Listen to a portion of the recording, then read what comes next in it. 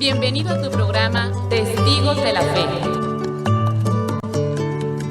Tomadla, porque yo escojo todo lo que vos queréis. Tomadla, porque yo escojo todo lo que vos queréis. Si vives santamente, morirás santamente.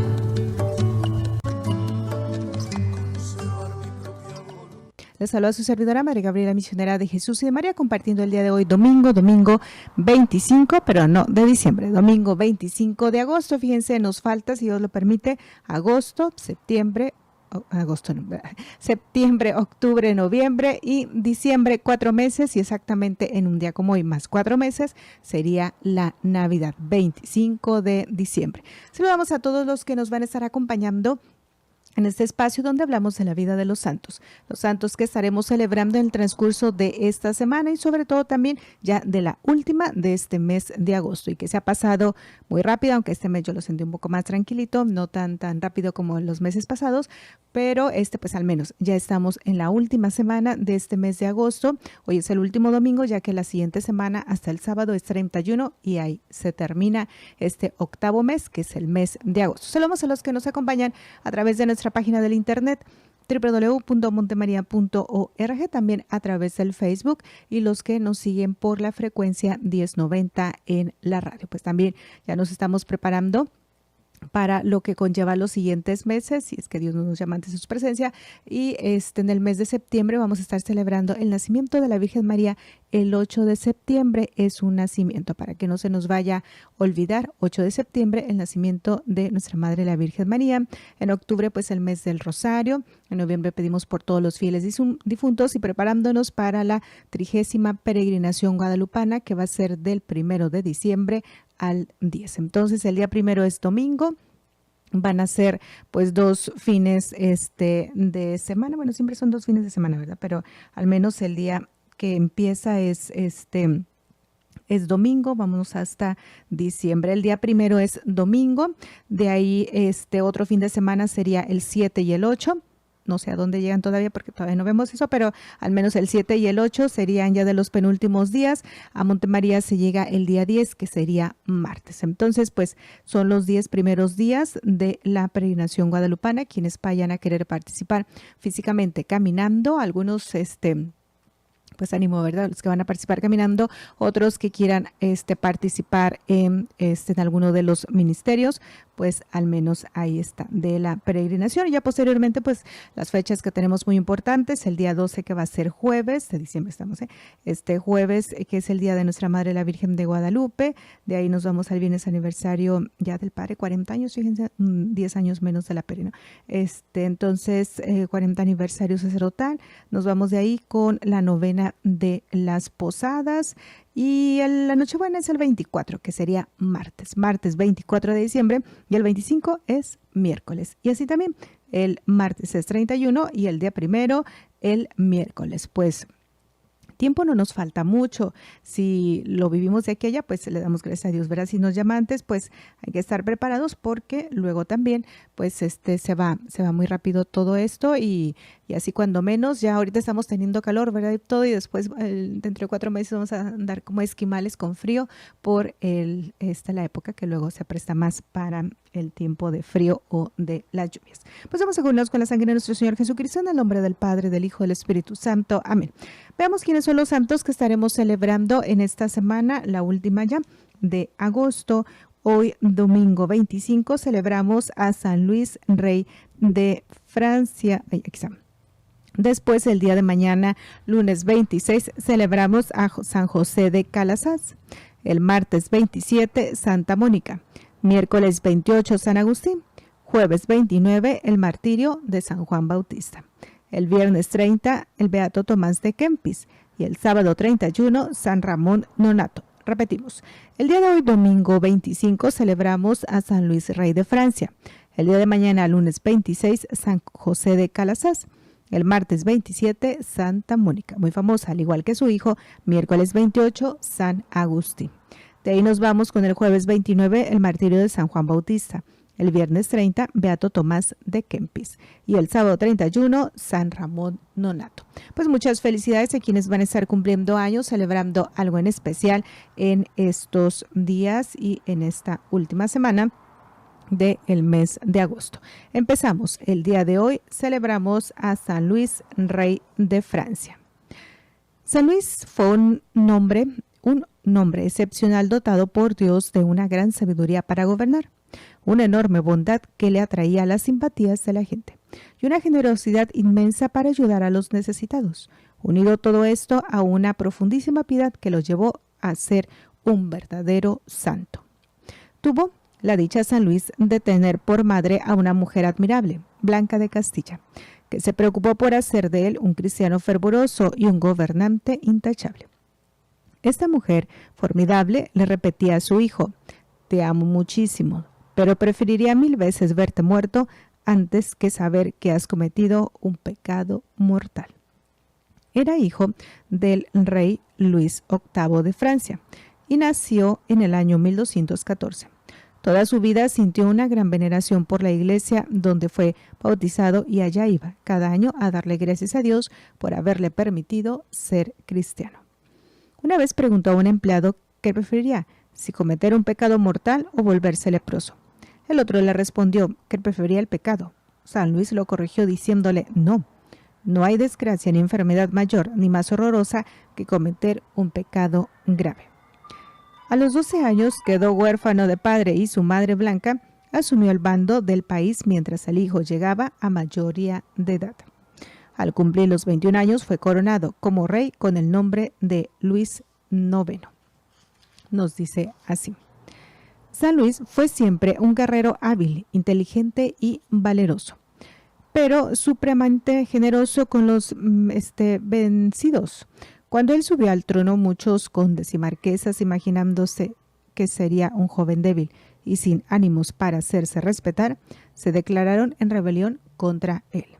Luis organizó muy bien su ejército y los fue derrotando uno por uno. El rey de Inglaterra invadió Francia y Luis con su ejército lo derrotó y los expulsó del país. Pero estaba siempre dispuesto a pactar la paz con sus enemigos, tan pronto como ellos lo deseaban. Decía que solo hacía la guerra por defender la patria, pero nunca por atacar a los demás. Pocos gobernantes en la historia han sido tan amigos de la religión católica como el rey San Luis. Le agradaba mucho ir a los conventos a rezar con los religiosos y asistir con ellos a las ceremonias religiosas. Alguien le dijo que había gente que le criticaba por ser tan piadoso y asistir a tantas reuniones donde se rezaba, y él le respondió: de eso no me avergüenzo, ni me avergonzaré jamás.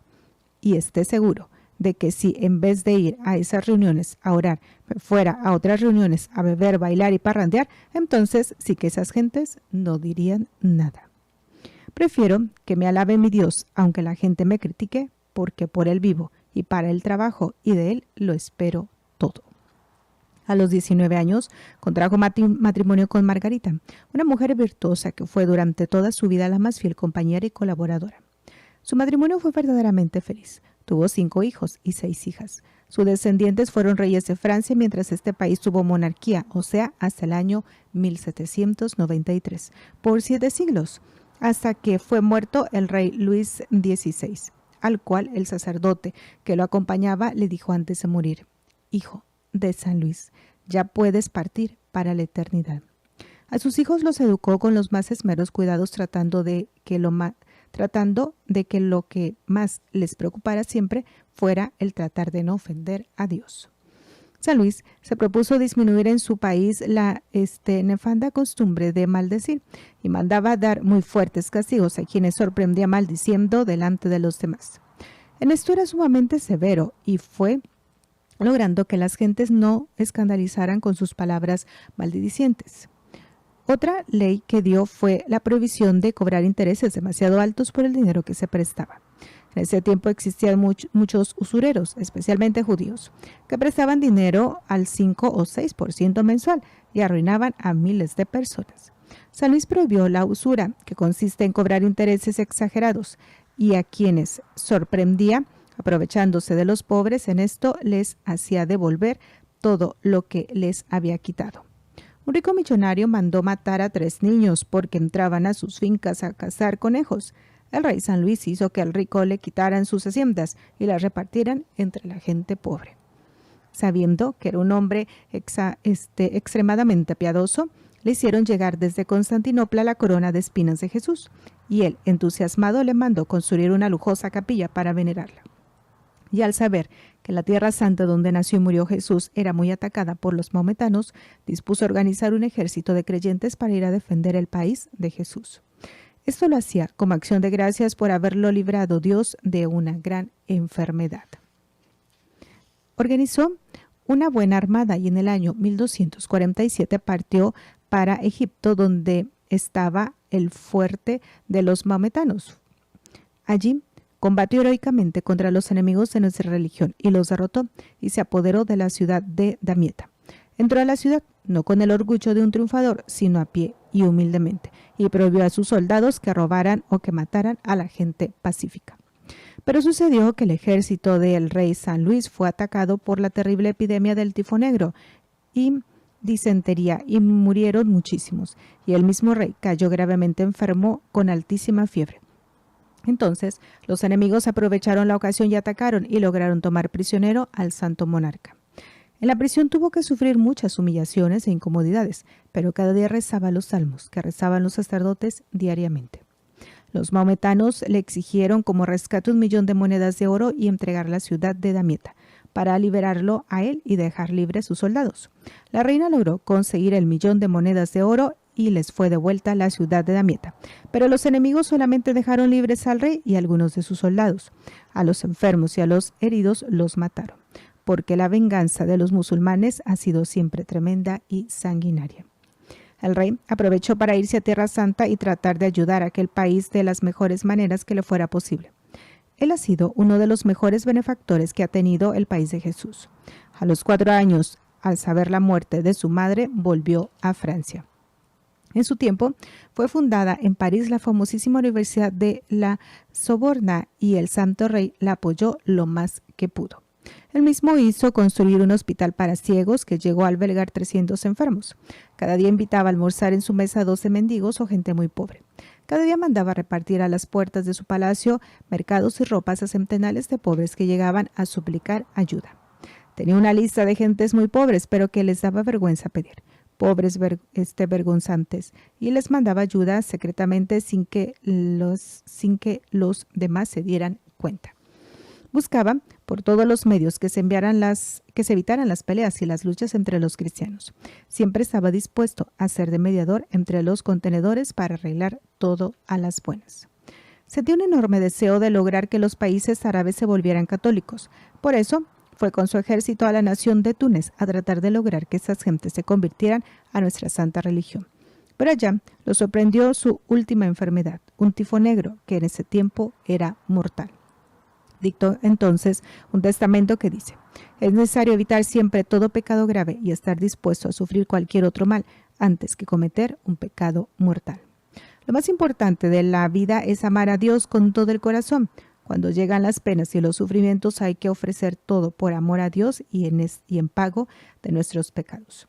Y en las horas de éxito y prosperidad dad gracias al Señor y no dedicarse a la vanagloria del desperdicio. En el templo hay que comportarse con supremo respeto. Con los pobres y afligidos hay que ser en extremo generoso. Debemos dar gracias a Dios por sus beneficios y así nos concederá muchos favores más. Con la Santa Iglesia Católica seamos siempre hijos fieles y respetuosos. Estos consejos dichos por todo un rey son dignos de admiración. El 24 de agosto del año 1270 sintió que se iba a morir y pidió los santos sacramentos. De vez en cuando repetía: Señor, estoy contento porque iré a tu casa del cielo a adorarte y amarte para siempre. El 25 de agosto a las 3 de la tarde exclamó: Padre, en tus manos encomiendo mi espíritu, y murió santamente. El sumo pontífice lo declaró santo en el año 1297. Quiera Dios enviarnos muchos gobernantes tan santos y tan caritativos y buenos católicos como San Luis, rey de Francia. Pues a él lo estamos celebrando el día de hoy. Vamos con mañana, lunes 26 de agosto, San José de Calasaz. Dice, un cardenal que después fue sumo pontífice llamó a San José de Calasas un segundo Job, porque tuvo que sufrir persecuciones como el santo Job de la Biblia. Nuestro santo fue sepultado el 26 de agosto del año 1648. Nació en Aragón, España, en el año 1556, hijo del gobernador de la región. Su padre deseaba que fuera militar, pero los religiosos que lo instruyeron en su niñez lo entusiasmaron por la vida sacerdotal y pidió que le dejaran hacer estudios eclesiásticos. Desde muy pequeño, su gran deseo era poder alejar el mal y el pecado de las almas de los demás. En el colegio se burlaban de él los compañeros porque les parecía demasiado piadoso, pero poco a poco, con su amabilidad, los fue ganando a su favor. Siendo universitario, tuvo que huir de la ciudad donde estudiaba, porque una mujer joven pretendía hacerle pecar. Imitaba así a José, el de la Biblia, que prefirió perder cualquier amistad, aunque fuera persona de alta clase social, con tal de no ofender a Dios. Su padre deseaba que José fuera el heredero administrador de sus muchos bienes y riquezas, pero en una gravísima enfermedad el joven le prometió a Dios que si le concedía la curación, se dedicaría únicamente a trabajar por la salvación de las almas. Curó de la enfermedad y entonces el Papa le permitió cumplir su promesa y fue ordenado sacerdote. Ya antes se había graduado de doctor en la Universidad de Alcalá. Como tenía fama de gran santidad y de mucha sabiduría, el señor obispo le fue concediendo puestos de mucha responsabilidad.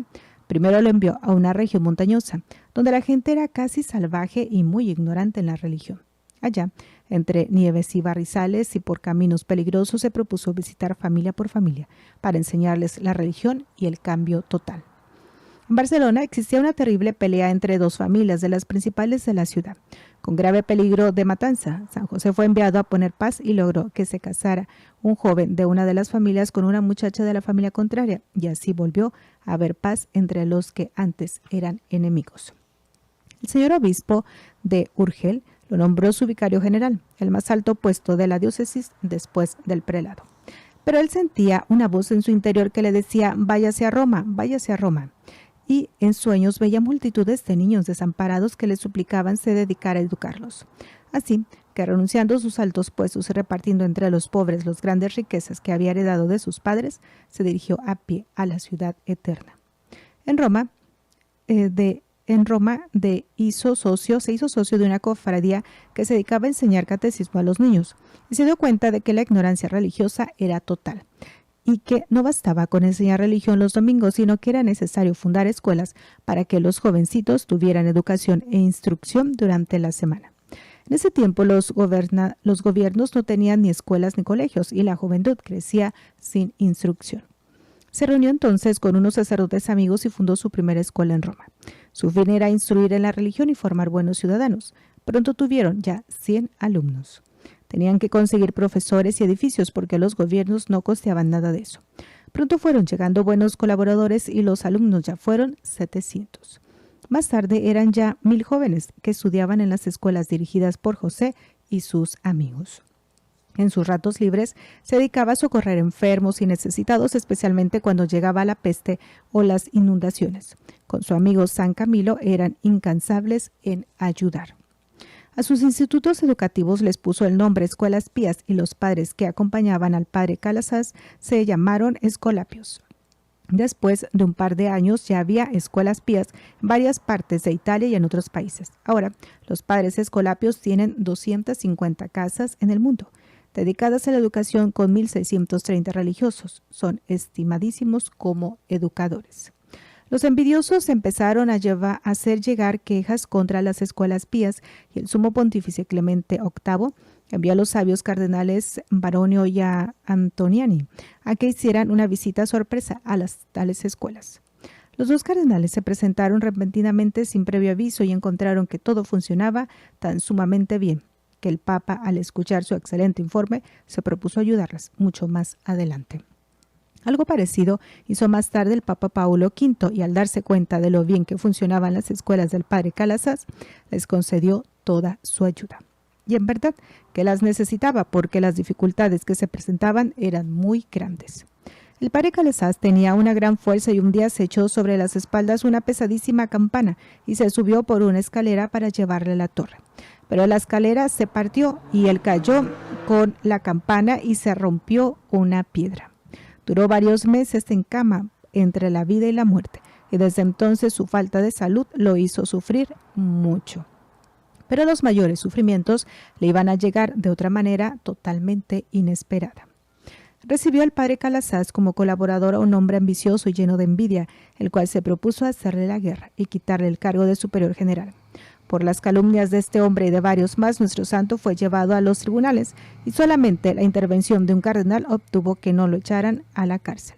Él repetía: me acusan de cosas que no he hecho, pero yo dejo a Dios mi defensa. El envidioso logró a base de calumnias que a San José de Calazás le quitaran el cargo de superior general, y después las acusaciones mentirosas llegaron a tal punto que la Santa Sede determinó acabar con la congregación que el santo había fundado. San José, al escuchar tan triste noticia, repitió las palabras del santo Job: Dios me lo dio, Dios me lo quitó, bendito sea Dios. Afortunadamente, después se supo la verdad y al fundador le fueron restituidos sus cargos y la comunidad volvió a ser aprobada y ahora está extendida por todo el mundo. Dice que San Alfonso de Ligorio, cuando estaba fundando la comunidad de los Padres Redentoristas y encontraba fuertes dificultades y oposiciones, leía la vida de San José de Calazás para animarse y seguir luchando hasta conseguir la definitiva aprobación. El 25 de agosto del año 1648, a la edad de 92 años, pasó este gran apóstol a la eternidad, a recibir el premio de sus grandes obras apostólicas y de sus muchísimos sufrimientos. Que Dios nos mande siempre muchos educadores como él y que su ejemplo nos lleve a recordar aquel famoso dicho de Jesucristo: es necesario padecer en la tierra para entrar en la gloria eterna. Primero, martes 27, Santa Mónica, mamá de San Agustín. Mónica significa dedicada a la oración y a la vida espiritual. Esta santa mujer se ha hecho famosa por haber sido la madre del gran Agustín y por haber logrado la dificilísima conversión de su hijo. Mónica nació en Tagaste, al norte de África, a unos 100 kilómetros de la ciudad de Cartago, en el año 332. Sus padres encomendaron la formación de sus hijas a una mujer muy religiosa, pero muy fuerte en su disciplina. Ella nos las dejaba estar tomando bebidas entre horas. Ella no las dejaba estar tomando bebidas entre horas, aunque aquellas tierras son de clima muy caliente, pues les decía: ahora, cada vez que tengan sed, vayan a tomar bebidas para calmar. Y después, cuando sean mayores y tengan las llaves de la pieza donde está el vino, tomarán licor y esto les hará mucho daño. Mónica le obedeció los primeros años, pero después, ya mayor, empezó a ir a escondidas al depósito y cada vez que tenía sed se tomaba un vaso de vino. Mas sucedió que un día regañó fuertemente a un obrero y éste, por defenderse, le gritó: borracha. Eso le impresionó profundamente y no se le olvidó nunca en su vida. Y se propuso no volver a tomar jamás bebidas alcohólicas. Y lo consiguió. Pocos meses después fue bautizada. En ese tiempo en su tierra bautizaban a la gente cuando ya estaban de varios años. Y desde el bautismo su conversión fue admirable. Ella deseaba dedicarse a la vida de oración, de soledad y de espiritualidad, como su nombre lo indica, pero sus padres dispusieron que tenía que casarse con un señor llamado Patricio. Este era un buen trabajador, pero terriblemente mal geniado, y además mujeriego, jugador y sin religión, ni gusto por lo espiritual. La hará sufrir lo que no está escrito, y por 30 años ella tendrá que aguantar los tremendos estallidos de ira de su marido, que grita por el menor disgusto. Pero este jamás se atreverá a levantar la mano contra ella. La creía demasiado santa para atreverse a golpearla. Tuvieron 3 hijos, 2 varones y una mujer. Los menos fueron su alegría y su consuelo, pero el mayor, Agustín, la hizo sufrir por decenas de años. En aquella región, al norte de África, donde las gentes eran sumamente agresivas, las demás esposas le preguntaban a Mónica por qué su esposo, que era uno de los hombres de peor genio en toda la ciudad, no la golpeaba nunca a ella. Y en cambio, los esposos de ella se las golpeaban sin compasión. Mónica les respondió: es que cuando mi esposo está de mal genio, yo me esfuerzo por estar de buen genio. Cuando él grita, yo me callo. Y como para peleas se necesitan 2 y yo no acepto la pelea,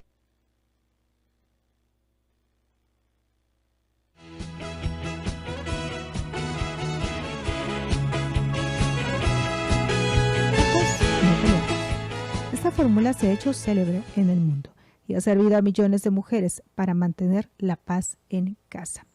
Patricio no era católico y aunque criticaba mucho de rezar de su esposa y su generosidad tan grande para con los pobres, nunca se oponía a que ella se dedicara a estas buenas obras. Y quizá por eso mismo logró su conversión. Mónica rezaba y ofrecía sacrificios por su esposo y al fin alcanzó de Dios la gracia de que en el año 371 Patricio se hiciera bautizar y que lo mismo hiciera lo suegra, mujer terriblemente colérica que por meterse demasiado en el hogar de su nuera le había amargado harto la vida a la pobre Mónica. Un año después de su bautismo murió santamente Patricio, dejando a la pobre viuda con el terrible problema de que su hijo mayor, Agustín, era un rebelde incorregible. Patricio y Mónica se habían dado cuenta de que su hijo mayor era extraordinariamente inteligente y por eso le enviaron a la capital del estado, la ciudad de Cartago, a estudiar filosofía, literatura y oratoria. Pero Agustín tuvo la desgracia de que su padre no se interesaba nada por sus progresos espirituales. Solo le importaba que sacara buenas notas, que brillara en las fiestas sociales y que sobresaliera en los ejercicios físicos. Pero acerca de la salvación de su alma no se interesaba ni le ayudaba en nada.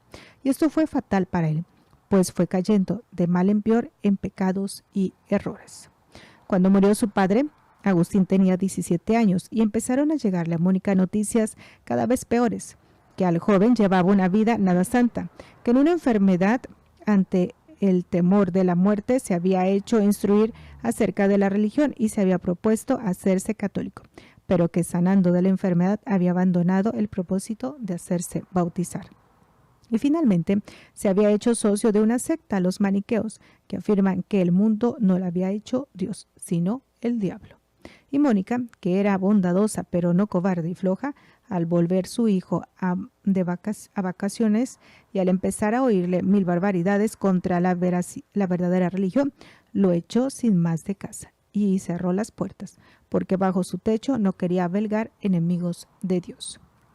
Pero sucedió que en esos días tuvo Mónica un sueño en el cual vio que ella estaba en un bosque llorando por la pérdida espiritual de su hijo, y que en ese momento se le acercaba un personaje muy resplandeciente que le decía: tu hijo volverá contigo. Y enseguida vio a Agustín junto a ella. Le narró al muchacho el sueño tenido y él dijo lleno de orgullo que eso significaba que la mamá se iba a volver maniqueísta, como él. Pero ella le respondió: en el sueño no me dijeron, la mamá se irá donde el hijo, sino, tu hijo volverá contigo. Esta hábil respuesta impresionó mucho a Agustín, quien más tarde la consideraba como una inspiración del cielo. Esto sucedió en el año 437. Faltaban todavía 9 años para que Agustín se convirtiera. Por muchos siglos ha sido bien comentado la bella respuesta que un obispo le dio a Mónica cuando le contó que llevaba años y años rezando, ofreciendo sacrificio y haciendo rezar a sacerdotes y amigos por la conversión de Agustín. El obispo le respondió: esté tranquila, es imposible que se pierda el hijo de tantas lágrimas. Esa admirable respuesta y lo que había oído en sueños la llenaban de consuelo y esperanza, a pesar de que Agustín no daba la menor señal de arrepentimiento. Cuando tenía 29 años, el joven decidió irse a Roma a dar clases allá. Ya era todo un doctor. La mamá se propuso irse con él para librarlo de los peligros morales, pero Agustín le hizo una jugada tramposa, de la cual se arrepintió mucho más tarde. Al llegar junto al mar, le dijo a Mónica que se fuera a rezar a un templo mientras él iba a visitar a un amigo, y lo que hizo fue subirse a un barco y salir rumbo a Roma, y dejándola allí sola. Pero Mónica no era una mujer débil para dejarse derrotar tan fácilmente. Tomó otro barco y se dirigió a Roma. Mas al llegar allá supo que su hijo se había ido para el norte de Italia, a Milán, a dar clases, y hacia esa ciudad viajó también la valerosa mujer. En Milán, Mónica se encontró con el santo más famoso de la época, San Ambrosio, arzobispo de esa ciudad. En él encontró un verdadero padre lleno de bondad y de sabiduría que la fue guiando con prudentes consejos. Además, Agustín se quedó deslumbrado ante la enorme sabiduría y la poderosa personalidad de San Ambrosio, y empezó a escucharle con profundo cariño y cambiar sus ideas y entusiasmarse por la religión católica. Y sucedió que en el año 387 Agustín, al leer unas frases de San Pablo, sintió una impresión extraordinaria y se propuso cambiar de vida. Envió lejos a la mujer con la cual estaba viviendo en unión libre. Dejó sus vicios y malas costumbres. Se hizo instruir en la religión y en la fiesta de Pascua de Resurrección de ese año se hizo bautizar. Agustín, ya convertido, dispuso volverse con su madre y su hermano a su tierra en el África y se fueron al puerto de Ostia a esperar barco. Pero Mónica ya había conseguido todo lo que anhelaba en esta vida, que era ver la conversión de su hijo. Ya podía morir tranquila. Y sucedió que estando allí en una casa junto al mar, por la noche al ver el cielo estrellado, se puso a hablar con Agustín acerca de cómo serían las alegrías que tendremos en el cielo. Y ambos se emocionaban comentando y meditando los goces celestiales que nos esperan. Y en determinado momento exclamó entusiasmada: ¿y a mí qué me puede ya amarrar a esta tierra? Ya he obtenido mi gran deseo, el de verte cristiano católico. Todo lo que deseaba lo he conseguido de Dios. Poco después le invadió la fiebre y en pocos días se agravó y murió. Lo último que pidió a sus hijos fue que no se olvidaran de rezar por el descanso de su alma. Murió en el año 387 a los 55 años de edad. Miles de madres y de esposas se han encomendado en todos estos siglos a Santa Mónica para que les ayude a convertir a su esposo o a sus hijos y han conseguido conversiones admirables. La pintan como vestida de monja porque así se vestían en ese tiempo las mujeres que se dedicaban a la vida espiritual, huyendo de los adornos de la vanidad, y con un bastón de caminante o en recuerdo de los viajes que hizo buscando a su hijo para convertirlo, y con un libro en la mano para no olvidar que fue la lectura de una página de la Biblia lo que obtuvo que Agustín decidiera convertirse definitivamente. Vamos con el día miércoles 28 de agosto, San Agustín, obispo y doctor de la Iglesia. Agustín significa consagrado, bendecido. Dice así: Agustinus era un diminutivo de Augustus, o sea, un pequeño consagrado, un pequeño bendecido. Nuestro santo resultó ser muy bendecido por Dios, muy consagrado a la divinidad, pero nada pequeño, sino más bien un gigante en el espíritu. San Agustín ha sido uno de los santos más famosos en la Iglesia Católica. Después de Jesucristo y de San Pablo, es difícil encontrar un líder espiritual que haya logrado ejercer más influencia entre los católicos que este enorme santo. Su inteligencia era sencillamente asombrosa, probablemente no superada por ningún otro obispo, sacerdote o doctor. Su facilidad de palabra ha sido celebrada por gentes de todos los países en muchos siglos. Su sabiduría era portentosa. De los 400 sermones que dejó escritos, han sacado y seguirán sacando material precioso para sus enseñanzas los maestros de religión en todos los tiempos. Nació en Tagaste, norte de África, en el año 354. Su padre Patricio era pagano, de temperamento violento. Su madre Mónica, fervorosa católica, era una gran santa. Tenía un hermano llamado Navigio, y una hermana que fue la primera religiosa en África, y para la cual el santo escribió la famosísima regla para las religiosas, en la cual se han basado los fundadores de comunidades en todo el mundo, para redactar las reglas para sus congregaciones religiosas. De niño era supremamente inquieto y aunque poseía una inteligencia envidiable y una memoria portentosa, tenían que castigarlo con azotes para que estudiara, porque lo único que le gustaba era jugar y divertirse. Sus padres lo enviaron a estudiar en Cartago, que era la ciudad más grande de la región, pero en el colegio se dejó llevarse por los malos ejemplos y su comportamiento no fue nada santo.